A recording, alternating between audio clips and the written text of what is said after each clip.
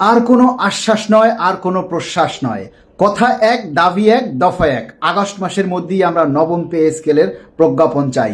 প্রতিটা পণ্য, প্রতিটা নিত্য পণ্য, প্রয়োজনীয় যে জিনিসপত্রগুলি প্রতিটা দিন কর্মচারীদের ক্রয় ক্ষমতার নাগালের বাইরে চলে যাচ্ছে। কর্মচারীরা আজকে দিশেহারা হয়ে যাচ্ছে। মাননীয় প্রধানমন্ত্রী, আমরা বাংলাদেশ সরকারি কর্মকর্তা কর্মচারী কল্যাণ সমিতির পক্ষ থেকে আমরা মাননীয় প্রধানমন্ত্রীর সাথে সাক্ষাৎ করতে চাই। কর্মচারীদের দুঃখ দুর্দশার কথাগুলি আমরা সরাসরি উপস্থাপন করতে চাই।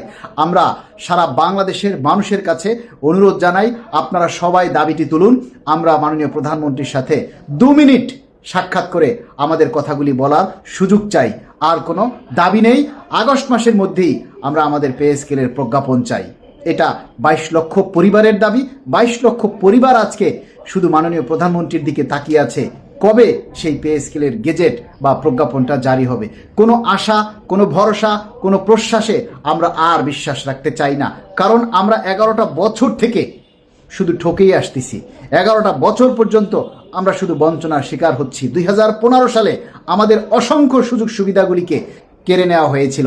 টাইম স্কেল ছিল, তখনকার সরকার আমাদের থেকে কেড়ে নিয়েছে। আমরা সেই সব কিছু, সেই সকল সুযোগ সুবিধাগুলি আমরা বহাল রাখার জোর দাবি জানাচ্ছি। দেশে তো এখন কোনো গোলযোগ নেই, কোনো ক্রাইসিস মোমেন্ট তৈরি হয়নি। তাহলে এই মুহূর্তে কেন দ্রব্যমূল্যের দাম বাড়ছে? এর শুধু একটাই কারণ, পে স্কেল। পে কমিশন গঠন হওয়ার পর থেকে দফায় দফায় দফায় দফায় দফায় দফায় ধাপে ধাপে ধাপে ধাপে ধাপে ধাপে শুধু বাড়তেই আছে। এই একটা পে স্কেলে যে পরিমাণ বেতন ভাতা সবার বৃদ্ধি পাবে, ওই পে স্কেলকে কেন্দ্র করে যেই হারে প্রতিটি পণ্যের দাম বৃদ্ধি পাচ্ছে, তাতে শেষ পর্যন্ত গেজেট প্রকাশের পরে হিসাব নিকাশ করে দেখা যাবে যে দ্রব্যমূল্যের দামের জায়গা আর আমরা পে স্কেল প্রাপ্তির জায়গায় মাইনাস পজিশনে আছি আমরা। অর্থাৎ দ্রব্যমূল্যের দাম আমাদের বেতনের চাইতে বেশি বেড়ে যাবে, আর বেতনটা দ্রব্যমূল্যের চাইতে কম বাড়বে।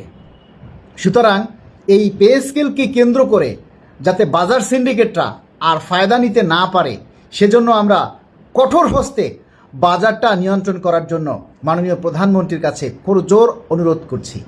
পে স্কেলের গেজেটের দেখা নেই, কোনো খোঁজ খবর নেই, অথচ দিনকে দিন প্রতিটি পণ্যের দাম বৃদ্ধি পাচ্ছে। শাকসবজি, মাছ, মাংস থেকে শুরু করে এই যে ডিমটা, একটা ডিমের দাম পর্যন্ত বৃদ্ধি পেয়েছে, পেঁয়াজের দাম বৃদ্ধি পেয়েছে, রসুনের দাম বৃদ্ধি পেয়েছে, তেলের দাম বৃদ্ধি পাচ্ছে, চালের দাম বৃদ্ধি পাচ্ছে। আমরা যাব কোথায়? একটা পে স্কেলকে কেন্দ্র করে সারা বছর যদি দ্রব্যমূল্যের দাম এভাবে বাড়তে থাকে, অথচ সেই পে স্কেলের দেখা নেই, তাহলে কর্মচারীরা একটা সময় অতিষ্ঠ হয়ে হয় বঙ্গোপসাগরে সবাই ঝাঁপ দিবে, আর নয়তো সবাই হাঁড়ি পাতিল নিয়ে, পরিবার নিয়ে রাস্তায় নামতে বাধ্য হবে।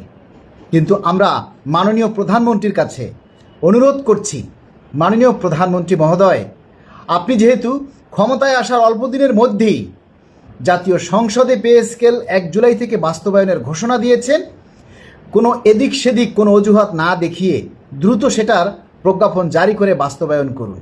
যেহেতু 1 জুলাই থেকে বাস্তবায়নের ঘোষণা দেওয়া হয়েছে, 6 মাস পরে দিলেও দিতে হবে। সেটা 6 মাস দেরি না করে আরও 3 মাস আগে বাস্তবায়ন করে কর্মচারীদের মধ্যে স্বস্তি ফিরিয়ে দিন।